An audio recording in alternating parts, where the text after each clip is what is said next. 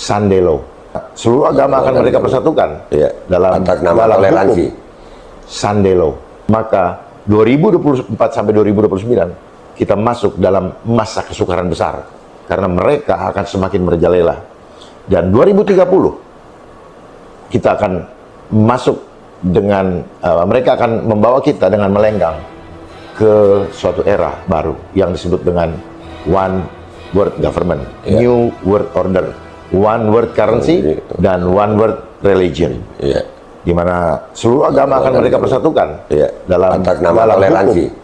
Sandelo, Sandelo, Sandelo, Sandelo. Oke.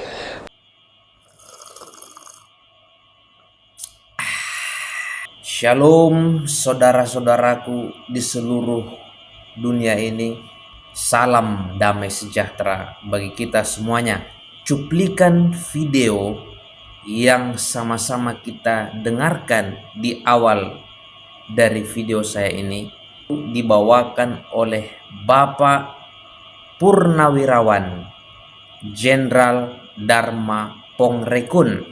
Beliau pernah menjabat sebagai Wakil Kepala BSSN, Badan Cyber dan Sandi Negara kalau nggak salah ya.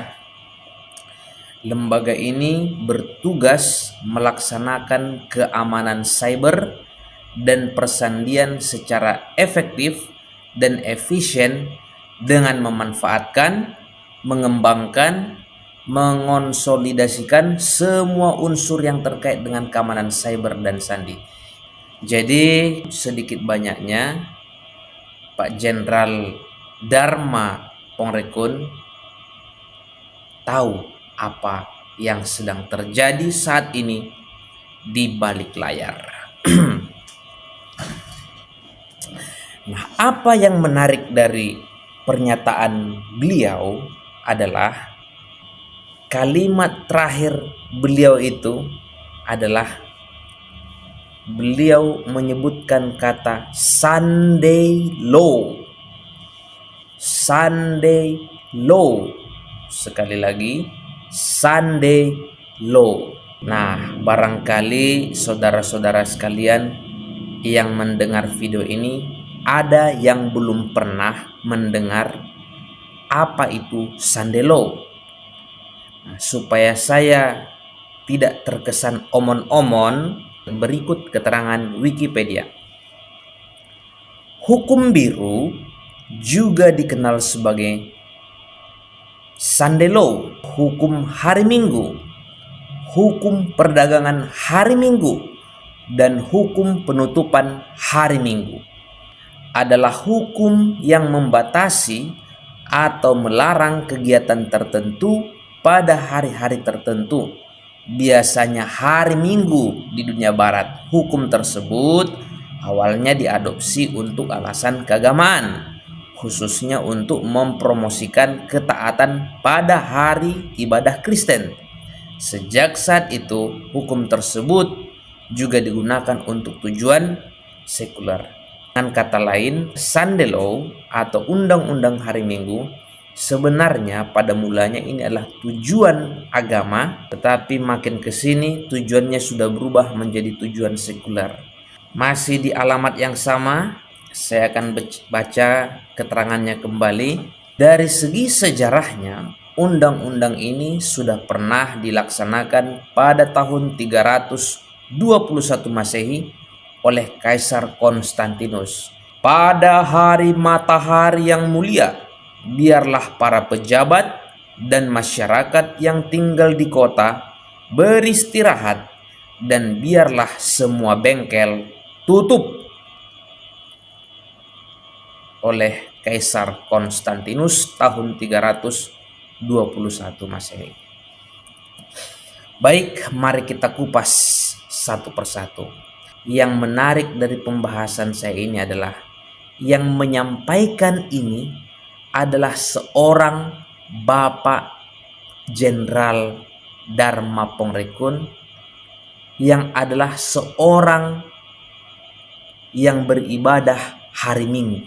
Beliau itu berafiliasi dengan gereja Bethany Indonesia. Orang yang beribadah hari Minggu logikanya mendukung undang-undang hari Minggu dong. Oke, mari kita lanjutkan poin kedua. Penjelasan beliau mengenai undang-undang hari Minggu memang tidak detail, ya, hanya beberapa kalimat yang menyinggung mengenai Sunday Law. Saya coba berpikir-pikir, kenapa Bapak ini yang adalah seorang yang berhari Minggu tetapi memiliki kecemasan dan kekhawatiran apabila hari Minggu dijadikan menjadi undang-undang negara. Setelah saya cari-cari sepak terjang beliau, saya yakin, ya, ini kesimpulan saya pertama, saya yakini alasan beliau untuk menolak, alasan beliau untuk cemas kepada undang-undang hari Minggu adalah Sunday Law adalah alasannya sama ketika beliau juga menolak Undang-Undang Kesehatan Nomor 17 tahun 2023. Berikut cuplikan video Pak Dharma Pongrekun mengenai Undang-Undang Nomor 17 tahun 2023. Jadi undang-undang ini saya sebut undang-undang kejahatan kemanusiaan yang mengkudeta otoritas Tuhan di dalam kehidupan kita, di mana kita mendapatkan free will dari Tuhan untuk bisa memilih. My body is my choice. Tetapi di undang-undang ini, we have no chance to choose whatever we want sebagaimana yang kita percayai selama ini. Karena undang-undang ini sendiri, Pak, adalah hasil daripada pandemi treaty yang dikeluarkan WHO, yang ditandatangani di Davos, Swiss. Dan negara kita sudah menandatanganinya. Artinya, kedaulatan kesehatan bangsa sudah diserahkan. Yang intinya, kesehatan kita akan diatur oleh negara. Manusia tidak berdaulat atas kesehatannya sendiri. Dengan alasan yang sama itulah Pak Jenderal Dharma Pongrekun cemas dengan adanya Sunday Law atau undang-undang hari Minggu, karena akan membuat manusia tidak berdaulat atas dirinya sendiri mengenai hubungannya dengan Tuhan. Tidak berdaulat atas urusan rohaninya kepada Tuhan, karena semuanya diatur oleh undang-undang negara. Dan poin yang ketiga yang sangat relate dengan ulasan pada malam hari ini, ramalan akan adanya kembali undang-undang hari Minggu di dunia ini sudah dinubuatkan 150 tahun yang lalu kurang lebih oleh seseorang yang bernama Ellen Goldwyn. Beliau berasal dari Gereja Masehi Advent Hari ke-7, dan sebagian besar orang Advent percaya bahwa ibu ini memiliki karunia nabi. Izin saya bacakan 4 kutipan beliau yang berhubungan dengan undang-undang hari Minggu atau Sunday Law, seperti yang disampaikan oleh Bapak Jenderal Dharma Pongrekun di awal video ini. Kutipannya yang pertama, sejarah akan berulang, agama palsu akan ditinggikan. Hari pertama dalam pekan, suatu hari kerja biasa yang tidak memiliki kesucian apapun, akan ditegakkan seperti halnya patung di Babel itu. Segala bangsa, bahasa, kaum akan diperintahkan untuk menyembah sabat palsu ini. Perintah yang memaksakan penyembahan hari itu akan disebarkan di seluruh dunia. Kutipan yang kedua, begitu Amerika, negeri kebebasan beragama itu, akan bersatu dengan kepausan dalam menekan hati nurani dan memaksakan manusia untuk menghormati sabat yang palsu, maka rakyat setiap negara di bumi ini akan dituntun untuk mengikuti contohnya. Kutipan yang ketiga, soal hari Sabat akan menjadi masalah pada pertarungan besar yang terakhir, di mana seluruh dunia akan mengambil bagian. Poin yang keempat, kutipan yang keempat, bangsa-bangsa asing akan mengikuti contoh Amerika Serikat. Dan bangsa asing itu tidak menutup kemungkinan Indonesia, walaupun negara mayoritas Islam, akan mengikuti contoh Amerika Serikat. Walaupun negara ini yang memimpin, namun krisis yang sama akan menimpa anggota-anggota kita di segala penjuru dunia. Mohon maaf, ternyata masih ada 2 kutipan lagi. Makin banyak kutipan makin bagus, supaya kita tidak omon-omon aja ya, tapi kita akan makin dapat intisarinya. 2 kutipan terakhir, penggantian yang benar dengan yang palsu adalah lakon terakhir dari drama itu. Bila mana penggantian ini menjadi menyeluruh, maka Allah akan menyatakan dirinya tatkala hukum manusia ditinggikan di atas hukum Allah. Manakala kuasa-kuasa dunia ini berusaha memaksakan manusia agar memelihara hari yang pertama dalam pekan, ketahuilah bahwa waktunya sudah tiba bagi Allah untuk bekerja. Kutipan terakhir, penggantian hukum Allah dengan hukum manusia, meninggikan hari Minggu untuk menggantikan hari Sabat Alkitab hanya melalui wewenang manusia belaka, merupakan lakon terakhir dari drama itu. Bila mana penggantian ini berlaku menyeluruh, barulah Allah menyatakan dirinya, Ia akan bangkit dengan kemuliaannya untuk mengguncang dunia dengan dahsyatnya. 6 kutipan yang saya lampirkan ini ditulis kurang lebih 150 tahun yang lalu dengan ilham Tuhan melalui pena yang dituliskan oleh nabinya. Pada zaman itu adalah hal yang konyol atau tidak masuk akal apabila menyebut Amerika Serikat akan menjadi yang paling depan yang akan memaksakan undang-undang hari Minggu, kemudian seluruh dunia akan mengikutinya. Kenapa sepertinya tidak masuk akal? Karena memang Amerika Serikat terkenal dan memang dikenal dunia adalah negara yang menjunjung tinggi hak asasi manusia. Negara ini sudah merasakan betapa pahitnya tertekan, tidak bebas di benua Eropa, sehingga mereka mencari satu tempat yang baru di mana mereka boleh menyembah Tuhan dengan hati nuraninya. Lalu ketemulah satu tempat atas berkat Tuhan, benua Amerika Serikat berkembang, jadi berkat bagi seluruh dunia, Tapi sementara negara ini menuju kemakmurannya, kecenderungan untuk kembali ke dunia lama, di mana agama menggunakan negara sebagai alatnya untuk memaksakan keyakinan kepada masyarakat, atau sebaliknya ya, sama aja itu prinsipnya. Negara yang menggunakan ya gereja atau agama, atau gereja yang menggunakan agama. Ini 2 hal yang tidak boleh digabung. Dan prinsip ini akan terulang di Amerika Serikat. Itu sangat memungkinkan terjadi di zaman kita ini. Sangat-sangat memungkinkan.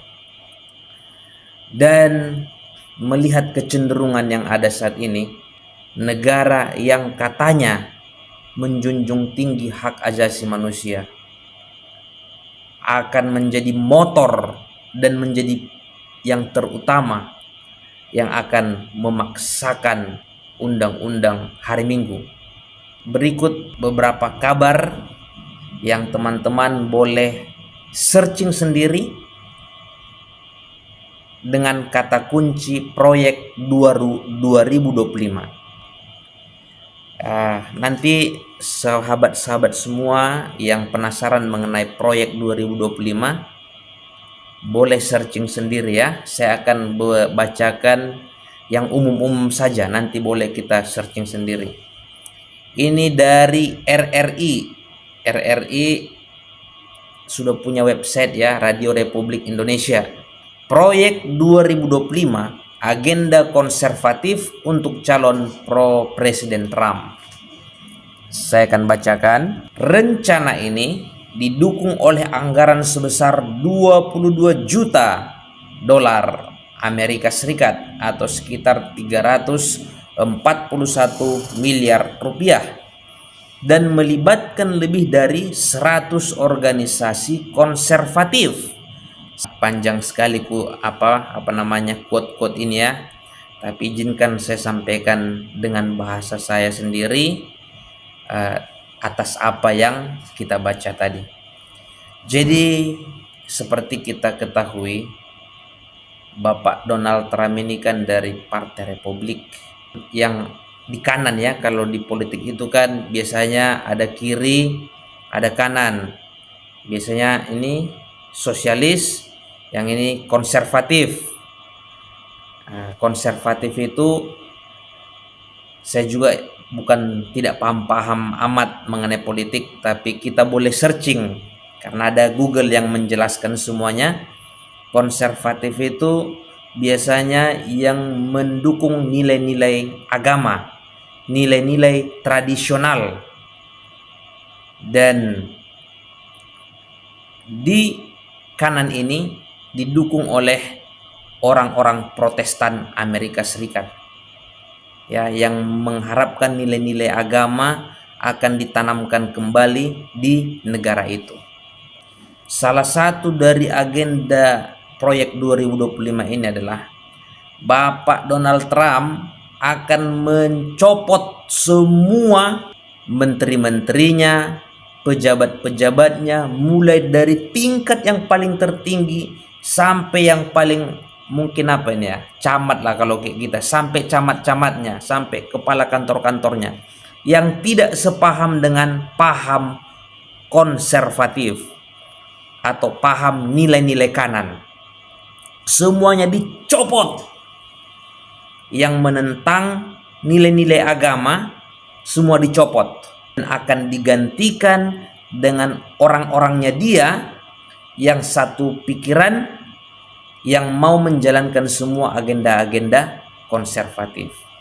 Untuk lebih detailnya silakan teman-teman searching sendiri ya dengan kata kunci proyek 2025. Jadi tidak mustahil kalau Bapak Donald Trump ini di bawah pemerintahannya akan menjalankan Sunday Law ya, Sunday Law, dan nilai-nilai kanan itu ya saya akan bacakan ya, saya akan bacakan. Salah satunya perkumpulan mereka ada nama The Lord's Day Alliance, salah satu aliansi di kanan. Ini saya bacakan aja. The Lord's Day Alliance is a Christian organization that advocates for Sunday rest laws in the United States and Canada, dan banyak aliansi-aliansi lain dan organisasi-organisasi lain yang mendukung supaya undang-undang hari Minggu atau Sunday Law dijalankan di Amerika Serikat. Bahasan kita menarik, izin seruput air putih dulu ya.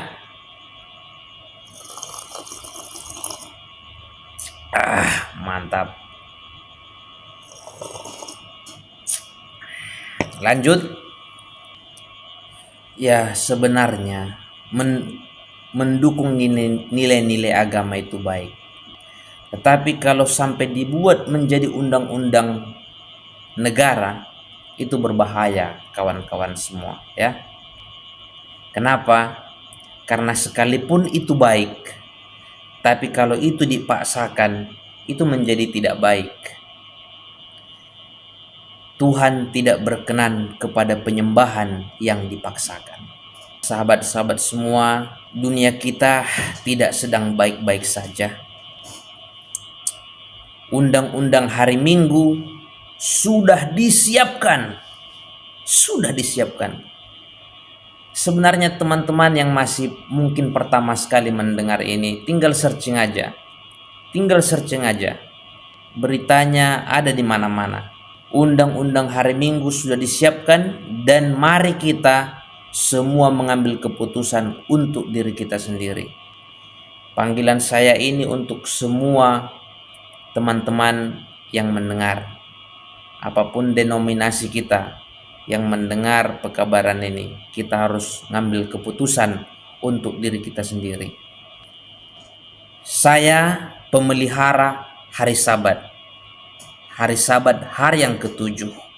Tetapi kalau hari Sabat hari yang ketujuh dibuat menjadi undang-undang negara, saya pun protes. Pasti protes. Karena memang Tuhan sendiri tidak akan berkenan kepada penyembahan yang dipaksakan. Ya, kalau hari Sabat dibuat menjadi undang-undang, itu berbahaya. Apalagi kalau hari Minggu, hari Sabat aja dibuat berbahaya, apalagi kalau hari Minggu dibuat jadi undang-undang. Bahaya. Oleh karena itu, kita semua harus bersuara. Kita harus bersuara melalui mulut kita, melalui tangan kita, pena kita. Kita harus bersuara. Kita harus sama-sama menyampaikan amaran kepada seluruh dunia ini. Kita semua harus bersuara. Suara malaikat ketiga harus dikumandangkan dengan suara yang sangat nyaring. Undang-undang hari Minggu, Sunday Law, adalah undang-undang yang melawan Tuhan dan undang-undang tandingan untuk melawan hukum Tuhan. Pada malam hari ini, saya mau membuat panggilan dan ajakan kepada semua Bapak Ibu yang mendengar video ini. Panggilan yang pertama adalah untuk saudaraku dari Gereja Masehi Advent hari ketujuh. Ingatlah tujuan kita dipanggil oleh Tuhan. Mari kita sampaikan pekabaran rangkap 3. Pekabaran 3 malaikat dengan lebih berani dan indah tentunya. Dengan berani dan indah maksudnya tidak omon-omon, tetapi dengan tidak omon-omon tanpa bukti dan tanpa dasar, tetapi dengan kasih, dengan lembut, dan lengkap dengan dasar-dasar firman Tuhan dan roh nubuat. Bangkit saudara-saudaraku, sudah waktunya kita menyampaikan pekabaran ini ke seluruh dunia. Panggilan saya yang kedua pada malam hari ini adalah untuk semua saudara-saudaraku dari gereja-gereja lain yang masih memelihara hari Minggu, dan juga dari gereja-gereja lain yang memelihara hari Sabat, hari ketujuh, yang bukan dari gereja Advent. Karena saya tahu banyak juga gereja-gereja beriman Protestan yang memelihara hari Sabat, tetapi bukan dari gereja Masehi Advent hari ketujuh. Panggilan ini untuk saudara. Undang-undang hari Minggu bukan karangan orang Advent. Tolong dicamkan itu. Sebab dari cuplikan video awal yang saya sampaikan, itu yang menyampaikan itu Sunday Law disebut oleh Bapak Jenderal Dharma Pongrekun. Jadi bukan karangan saya, tapi memang beliau tahu karena beliau orang BSSN, orang yang mengetahui apa yang ada di balik layar. Dan beliau adalah orang yang berhari Minggu dari gereja Betani Indonesia. Nggak mungkin Tuhan otak dari pemaksaan. Kita aminkan, bukan? Nah, karena bukan Tuhan otaknya, sudah pasti setanlah otaknya. Setan sedang bekerja melalui pemimpin gereja-gereja dan pemimpin-pemimpin dunia ini. Pemimpin agama-agama sedang bersiap-siap untuk melaksanakannya.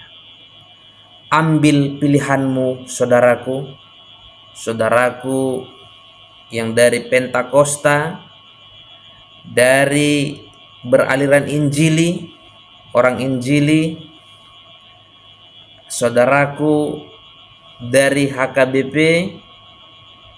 dan saudaraku tentu dengan hormat, saudara-saudaraku dari gereja Katolik Roma, dan dari semua denominasi-denominasi yang ada di dunia ini.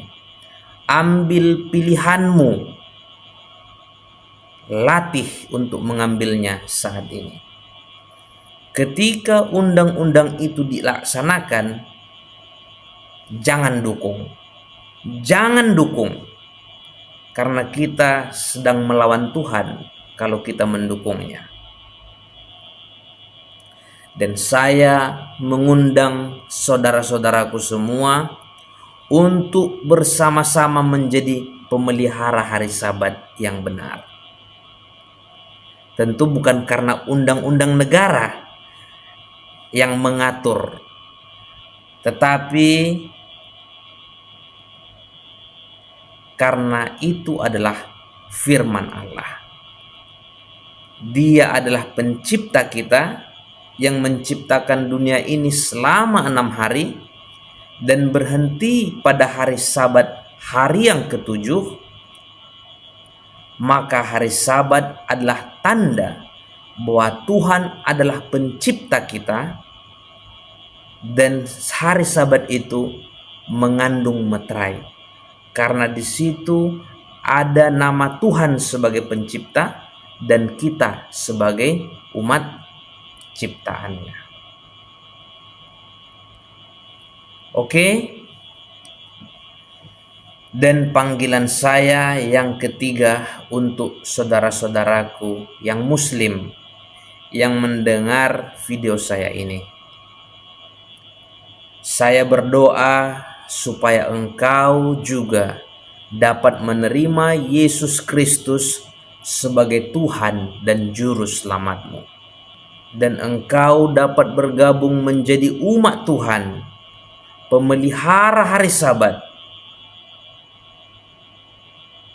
yang akan sama-sama siap menanti kedatangan Isa Al-Masih, Tuhan dan Juru Selamat dunia. Ada satu nubuatan mengenai saudara-saudaraku muslim. Saya izinkan saya membacakan ayat ini. Saya merasa terhormat untuk membacakan ayat ini untuk saudara. Yesaya 60 ayat 1 sampai 7. Bangkitlah, menjadi teranglah, sebab terangmu datang dan kemuliaan Tuhan terbit atasmu. Sebab sesungguhnya kegelapan menutupi bumi dan kekelaman menutupi bangsa-bangsa. Tetapi terang Tuhan terbit atasmu dan kemuliaannya menjadi nyata atasmu. Bangsa-bangsa berduyun-duyun datang kepada terangmu, dan raja-raja kepada cahaya yang terbit bagimu. Angkatlah mukamu dan lihatlah ke sekeliling, mereka semua datang berhimpun kepadamu. Anak-anakmu laki-laki datang dari jauh, anak-anakmu perempuan digendong. Pada waktu itu engkau akan heran melihat dan berseri-seri. Engkau akan tercengang dan akan berbesar hati. Sebab kelimpahan dari seberang laut akan beralih kepadamu, dan kekayaan bangsa-bangsa akan datang kepadamu. Sejumlah besar unta akan menutupi daerahmu. Unta-unta muda dari Midian dan Eva, mereka semua akan datang dari Sheba, akan membawa emas dan kemenyan, serta memberitakan perbuatan masyhur Tuhan. Segala kambing domba Kedar akan berhimpun kepadamu, domba-domba jantan Nebayot akan tersedia untuk ibadahmu, semuanya akan dipersembahkan di atas mezbahku sebagai korban yang berkenan kepadaku, dan aku akan menyemarakkan rumah keagunganku. Ayat ini adalah ayat yang Tuhan inspirasikan melalui Nabi Yesaya mengenai Anda, saudaraku Muslim. Sebelum Yesus Kristus datang yang tidak lama lagi, akan datang banyak berkumpul dari saudara-saudaraku Muslim dari Islam, akan menerima Yesus sebagai Tuhan dan Juru Selamatnya. Bukan saya yang mengomong, tetapi firman Tuhan. Sheba, Midian, Kedar, Nebayot, ini adalah clue, petunjuk dari firman Tuhan yang menunjuk kepada saudara-saudaraku keturunan Ismail. Andalah itu, saudaraku, dan ambil keputusanmu. Terimalah Yesus sebagai Tuhan dan Juru Selamatmu. Mari bergabung dengan umat Tuhan memelihara hari Sabat yang benar. Baik, teman-teman, mungkin pembahasan malam hari ini agak sedikit panjang dan saya persingkat. Intinya, mudah-mudahan poin-poin yang saya sampaikan tadi bisa ditangkap dengan sangat jelas. Saya pribadi percaya tidak lama lagi Tuhan yang kita nanti-nantikan itu akan datang dengan segera. Dan waktu Tuhan datang, Tuhan rindu supaya kita semua diselamatkan. Dan Tuhan mau supaya kita semua tidak tertipu. Tetapi kita semua siap sedia menanti kedatangan Yesus Kristus sebagai Tuhan di atas segala Tuhan, Raja di atas segala raja, sebagai hakim yang adil yang akan membawa keadilan kepada umat-umatnya dan kepada dunia ini. Terima kasih, semoga pekabaran ini jadi berkat. Dan apabila ada yang mau didiskusikan, silakan sampaikan di kolom komentar. Salam cerdas iman, Tuhan Yesus memberkati kita semuanya. Amin.